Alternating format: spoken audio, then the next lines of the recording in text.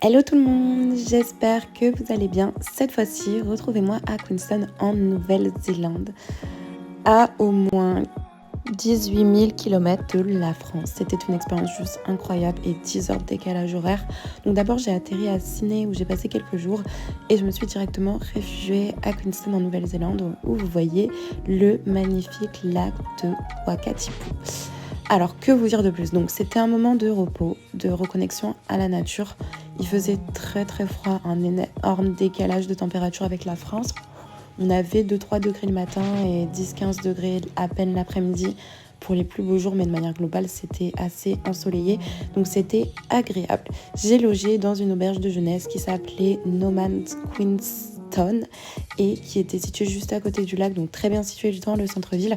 Alors Queenstown, pour vous faire un peu le profil en 2 secondes, donc c'est une station principalement, on va dire, hivernale, hein, avec des sports d'hiver, puisque vous avez une station de ski et beaucoup de touristes assez aisés, voire très très aisés. Donc c'est assez drôle parce qu'en fait, vous avez une sorte de cohabitation entre les backpackers, vu que vous avez beaucoup d'auberges de jeunesse, beaucoup de PVTistes de beaucoup de pays du monde comme la France, l'Italie, l'Espagne et d'autres pays également. Et c'est le moment de faire connaissance avec toutes ces personnes-là. Et le premier jour, donc je me suis globalement reposée en plus dans l'auberge de jeunesse qui était bien.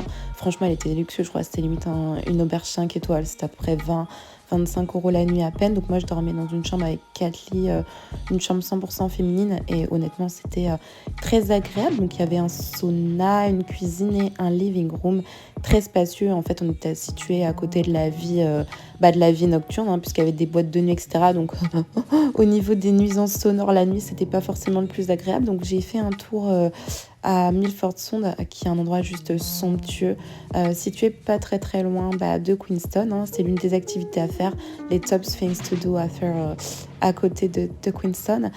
Donc c'était après un tour en bateau d'1h30, 2 heures. Le trajet était à peu près de 4-5 heures, si je dis pas de bêtises, je m'en souviens plus exactement, vu que j'ai fait 2 activités où c'était assez similaire la distance. Donc ça paraît pas très loin géographiquement, mais en termes de distance, c'est assez long. Honnêtement, c'était agréable. En plus, il faisait beau. On a eu de la chance, hein. Il y avait un temps ensoleillé, puisque le lendemain, il faisait gris. Donc, au niveau, on va dire, du paysage, c'était somptueux, comme vous le voyez ici sur les vidéos. Donc, c'était un bateau, effectivement. Donc, il n'y avait pas de lunch inclus. Mais sur le bateau, vous aviez de quoi vous restaurer déjà. Et il y avait du thé gratuit, du café et du chocolat gratuit.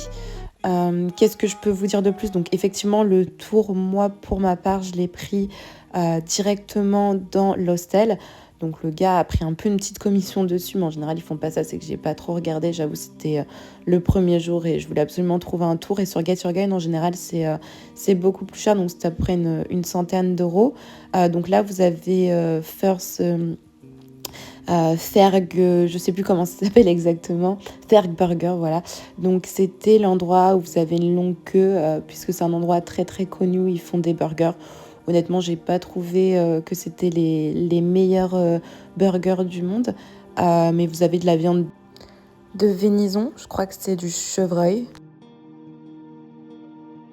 Il y a aussi une boulangerie et vous pouvez manger la famous pie.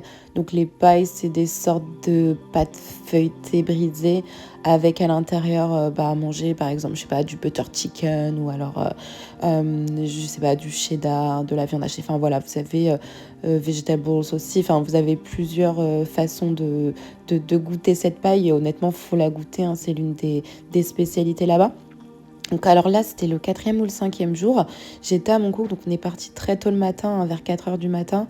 On a fait une randonnée Key Points, quelque chose, qui était une track, voilà, qui était une randonnée à peu près de 3 km aller-retour qui vous permet de voir cette vue juste somptueuse à Aorokraki.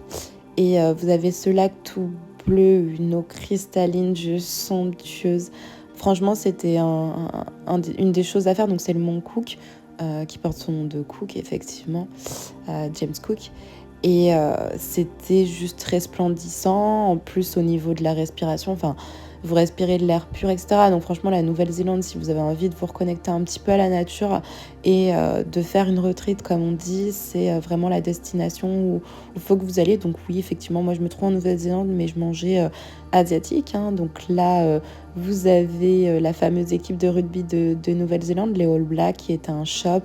Donc la nuit nocturne, elle était super bien. J'ai fait une disco silence. Et de manière globale, le coût de la vie était assez élevé, mais vous avez vraiment de quoi vous éclater. Alors allez-y, n'hésitez pas.